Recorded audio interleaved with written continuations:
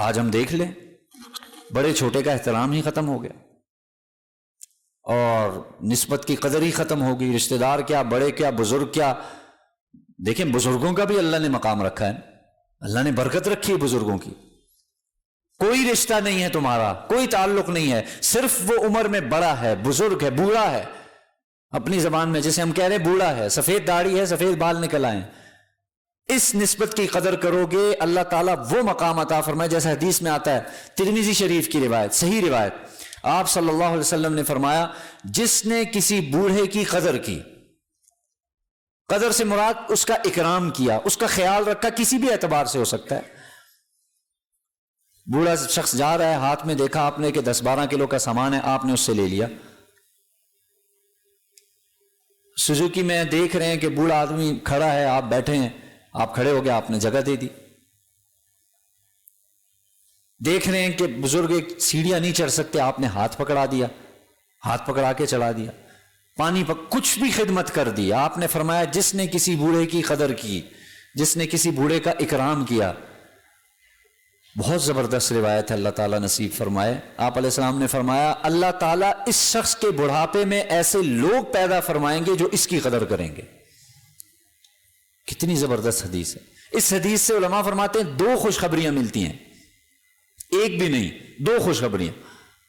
آپ صلی اللہ علیہ وسلم جوامع الکلم تھے، آپ اتنا مختصر جملہ ارشاد فرما کے کتنی گہری بات ارشاد فرما دیتے تھے.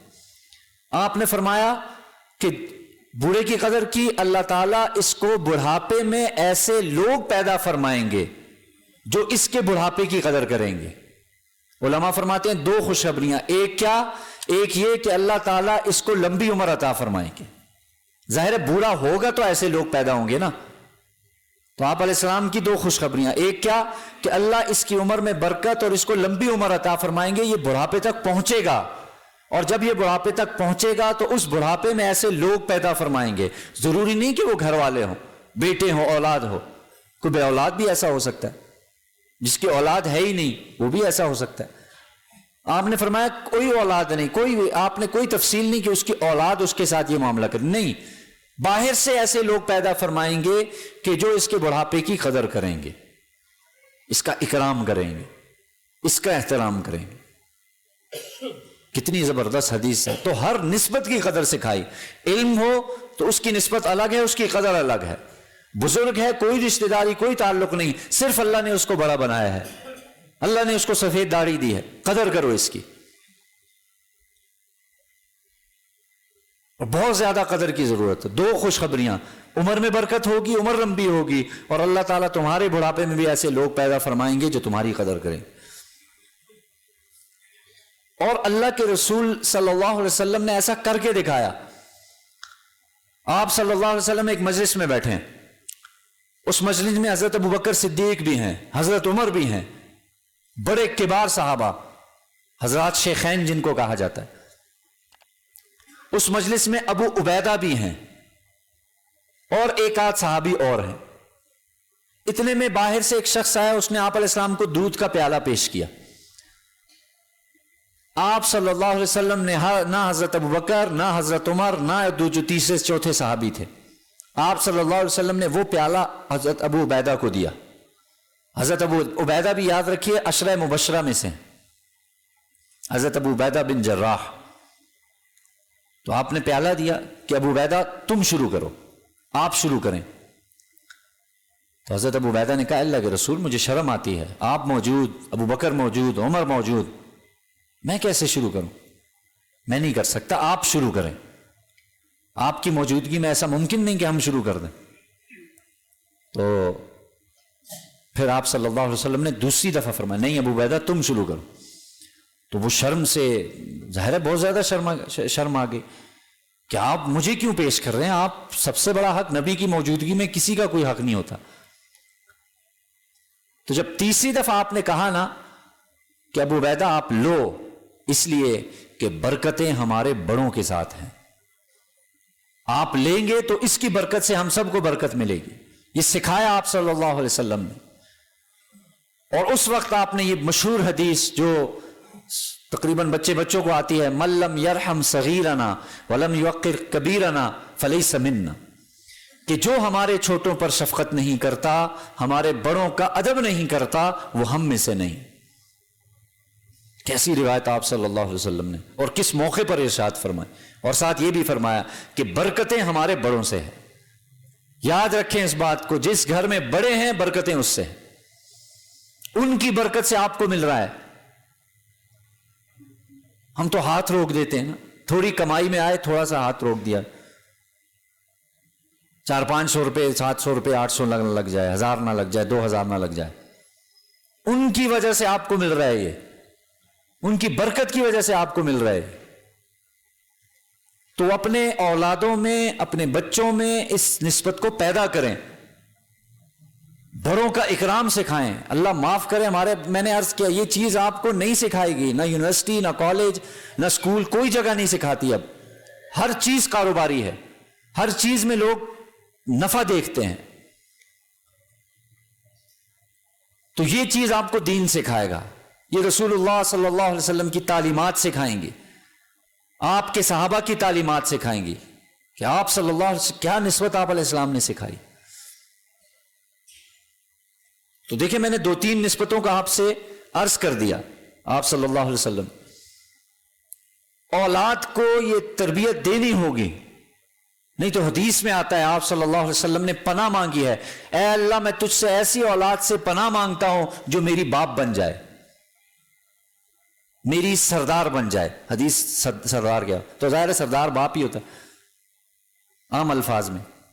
اے اللہ میں آپ سے پناہ چاہتا ہوں کہ مجھے ایسی اولاد ملے جو میری باپ بن جائے، میری سردار، مجھ پہ سرداری کرنے لگے، مجھ پہ حکم چلانے لگے۔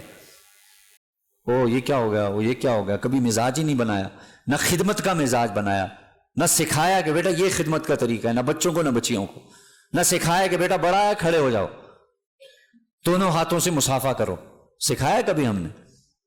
کتنے نوجوان نے دیکھا ایسے ہاتھ کیا، السلام علیکم، منہ سے السلام علیکم بھی ایسے جیسے تکلف، بیچارے کو یعنی کچھ ہو جائے گا، منہ سے کچھ نہ نکل جائے، کیسے پیٹ خالی نہ ہو جائے اس کا، تکلفاً۔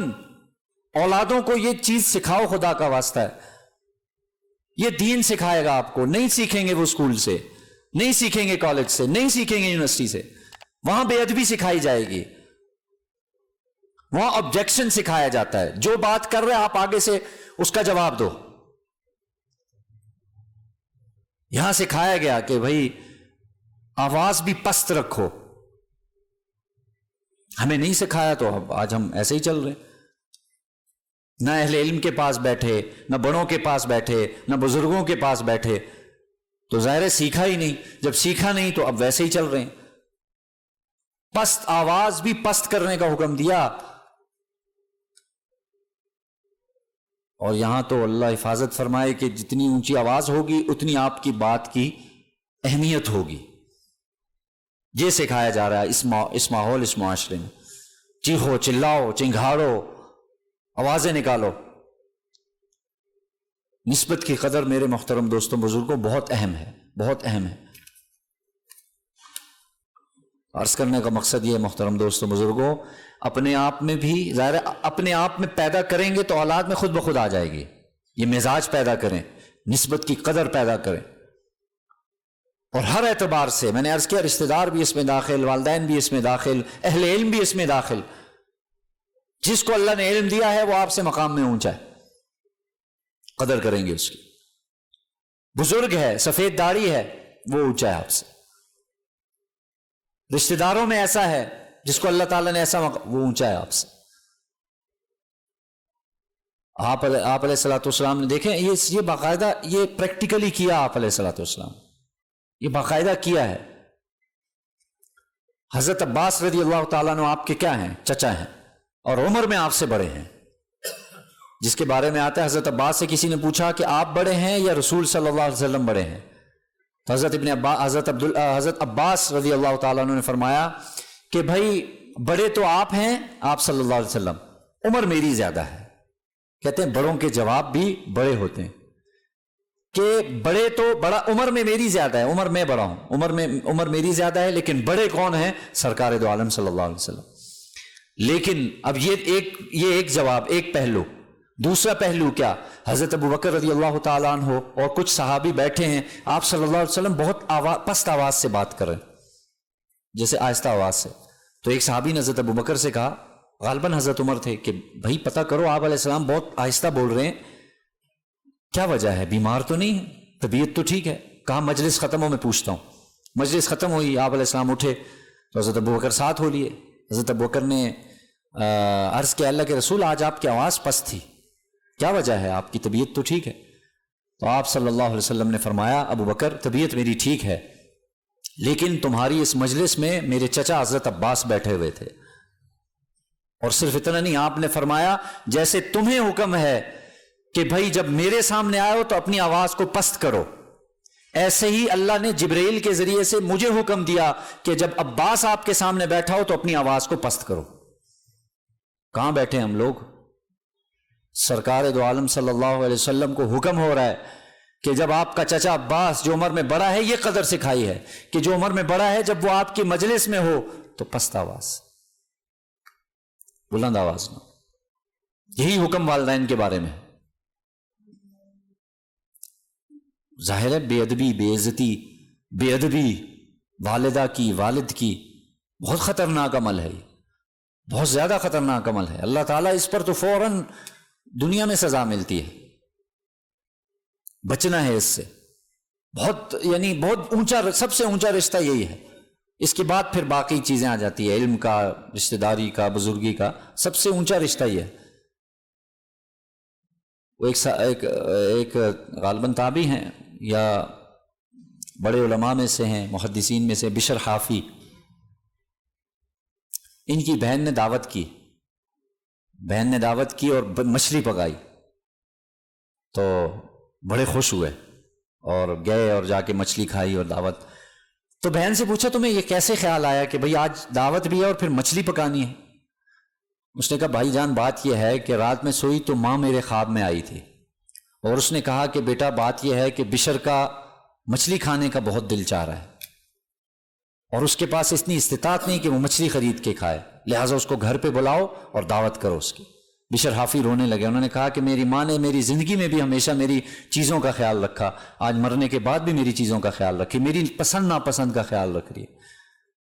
یہ نسبتیں یہ دوبارہ نہیں ملتی میرے محترم دوستوں بزرگوں، یہ آپ کو دوبارہ نہیں ملے گی. یہ گئے بس گئے، اب آپ کرتے رہیں جو کچھ کرنا ہے، جب تک ہیں ان کی قدر کریں. اللہ تعالیٰ سے دعا ہے اللہ تعالیٰ ہمیں جو نسبت ہمارے ارد گرد ہے اللہ تعالیٰ اس کی قدر کی ہمیں توفیق نصیب فرمائے.